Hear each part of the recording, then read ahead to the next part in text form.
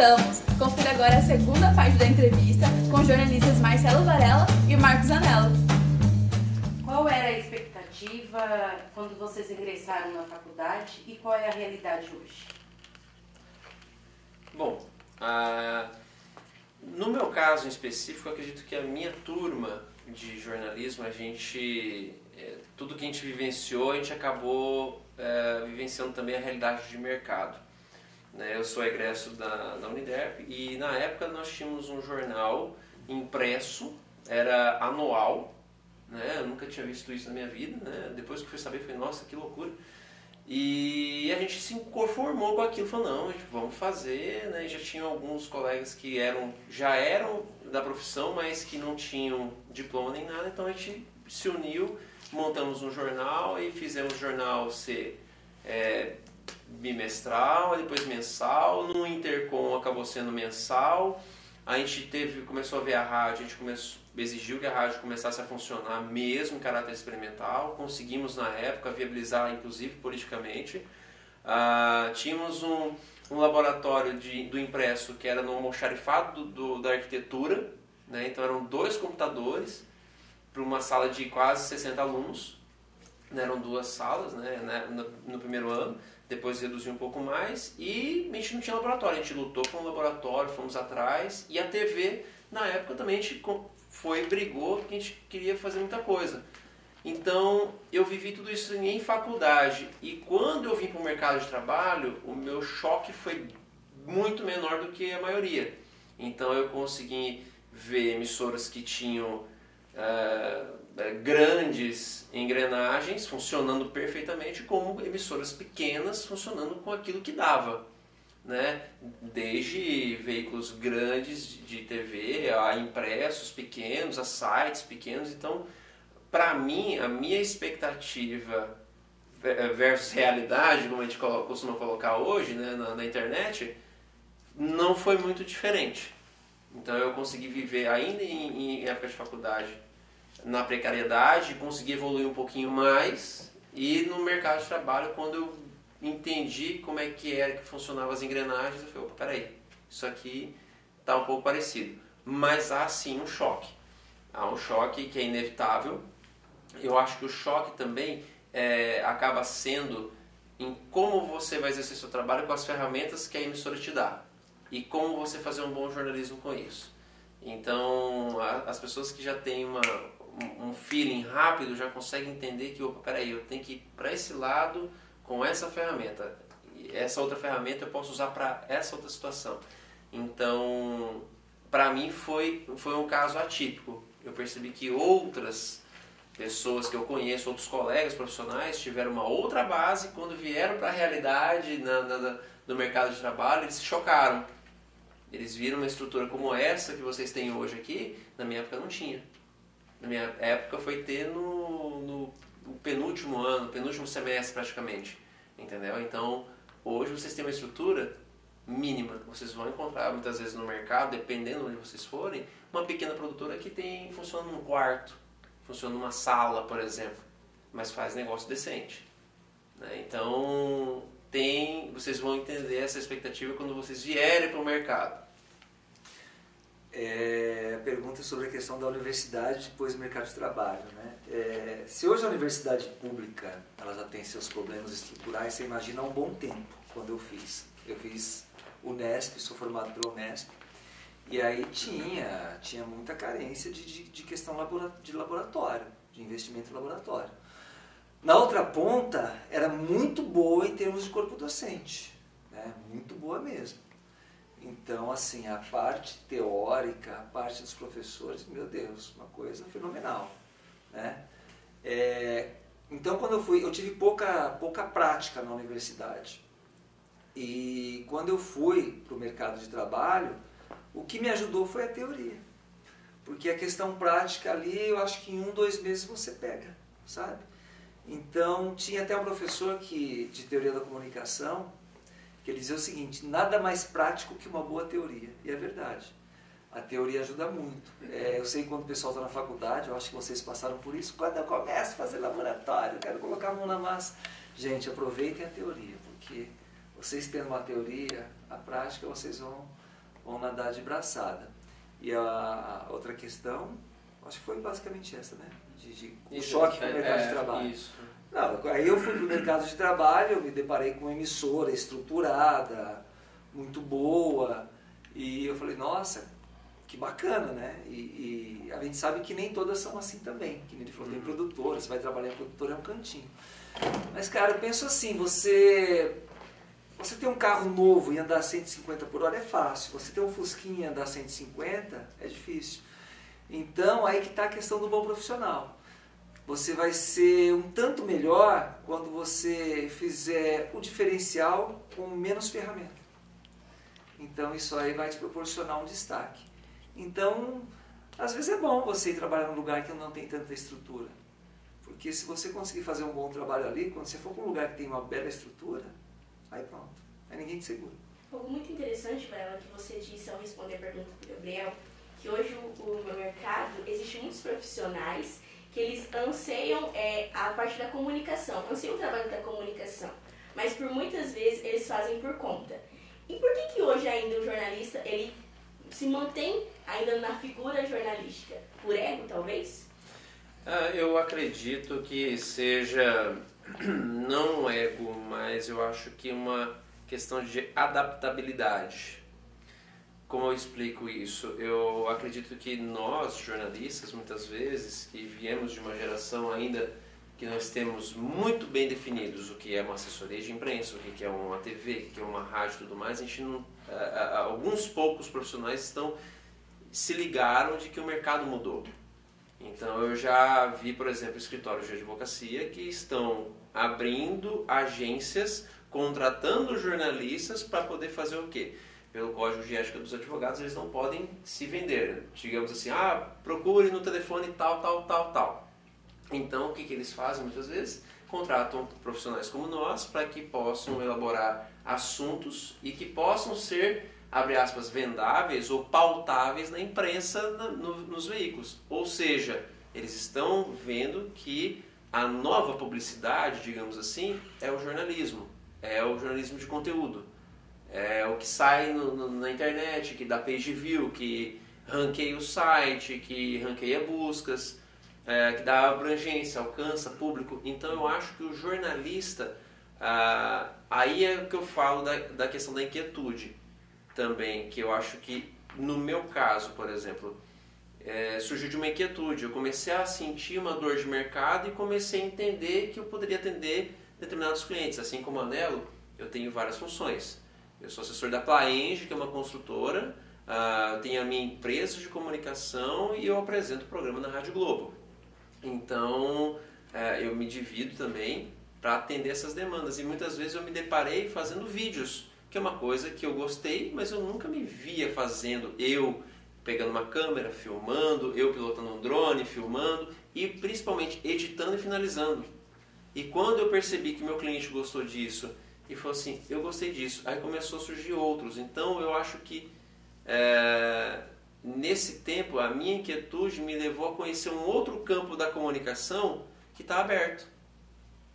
E que os jornalistas, talvez tradicionais ou por suas questões, não se ligaram que tem mercado, dá para fazer, tem coisa nova acontecendo. Tem jornalistas que saíram de grandes emissoras e estão hoje no YouTube e estão ganhando muito bem. Estão ganhando muito bem porque são financiados pelo Google, por várias outras empresas, pela Amazon, Netflix agora abriu um campo enorme para o documentário. Então, quer dizer, é só questão dos jornalistas se entender que ele não é só mais um jornalista de contar histórias e reportagens e tudo mais. Ele é um comunicador, ele é um comunicador completo, muito mais do que outros profissionais. Qual que é a pergunta dele? Hoje, devido a essa atualização, a atualidade, na verdade, em si, né? A gente percebe que às vezes o jornalista tem perdido um pouco da essência dele, devido à modernidade. E por que ainda o jornalista se mantém jornalista? Por ego, talvez? Eu não acho que é por ego. Eu acho que nunca houve tanta oportunidade para jornalista como está tendo agora. Eu vou explicar por quê. Quando eu me formei, se falava em jornalista, a pergunta que vinha, você vai trabalhar em TV, rádio ou jornal? Impresso, ou impresso. Aí você falava, eu quero isso, quero aquilo. Gente, hoje tem consultório médico que contrata jornalista para fazer postagem 3, 4 vezes na semana para rede social. Um dia desse, conversando com uma dona de uma clínica, ela falou assim, você faz postagem na rede social? Sabe? Eu falei, olha, eu não faço, mas eu posso ver para você quem faz. Preocupada, querendo serviço. Né? É que nele citou o caso de advogado. Então o negócio cresceu muito.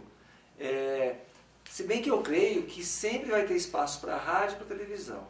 Quando surgiram as redes sociais, o pessoal falou assim, vai acabar a televisão, né? Quando surgiu tudo, eu disse, não vai acabar. Não vai acabar e vai continuar, sabe? Vai continuar. As redes sociais, na minha opinião, são apenas uma nova forma de cultura do século XXI, como a TV foi uma nova forma de cultura do século XX. Então vai ter espaço para a TV, vai continuar a TV, vai continuar a rádio. E as mídias sociais são mais uma oportunidade muito grande, imensa, você nem imagina o quanto. Ela abre um leque assim para jornalista muito grande. Ao mesmo tempo, assessoria de imprensa também. Gente, hoje, vocês terem uma ideia, as empresas hoje elas estão muito focadas na concorrência. E como que você consegue fazer o diferencial? Se colocando no mercado e se projetando. Para isso você precisa de uma assessoria de imprensa. E dentro de uma empresa você tem assessoria de imprensa institucional, que seria a imagem e a identidade da empresa para o público. Assessoria de empresa mercadológica, que é focada no produto, que se mistura um pouco com marketing também. E administrativa, que é o público interno, que você faz uma comunicação interna para o seu funcionário para motivá-lo. Então, olha quantas oportunidades dentro de uma empresa em termos de assessoria. A gente não fala só assessoria de imprensa da empresa. Não, às vezes você precisa de 3 jornalistas para cada um dar conta de um setor. Então, isso em função da concorrência, sabe? Então, a oportunidade de emprego hoje é muito grande para jornalista. Eu penso assim, é muito grande mesmo. Eu não tenho habilidade com rede social, porque eu me adaptei a ela. Hoje em dia é diferente, né? Vocês já são de uma geração que dominam a rede social. Então, assim, eu acho que vocês, nesse sentido, vocês saem na frente. Bom, a gente caminha agora para o final da nossa entrevista. Eu quero agradecer a participação de vocês. A gente fala um pouco sobre a questão do diploma. A gente conhece muitos profissionais que não tinham diploma, mas por alguma questão, para conseguir alguma vaga de emprego, precisaram passar por uma faculdade para ter o diploma e conseguir chegar a alguma vaga. E existem outros profissionais que não precisaram do diploma em nenhum momento e exercem o jornalismo há muito tempo. Como que vocês enxergam essa questão? O diploma faz o jornalista? Manda ver. Então tá.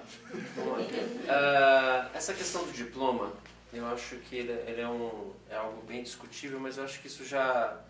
Como está o diploma aí? Tá eu acho que tá válido, né? Não, Não, desde 2009, através da decisão do Supremo, Teve não precisa mais.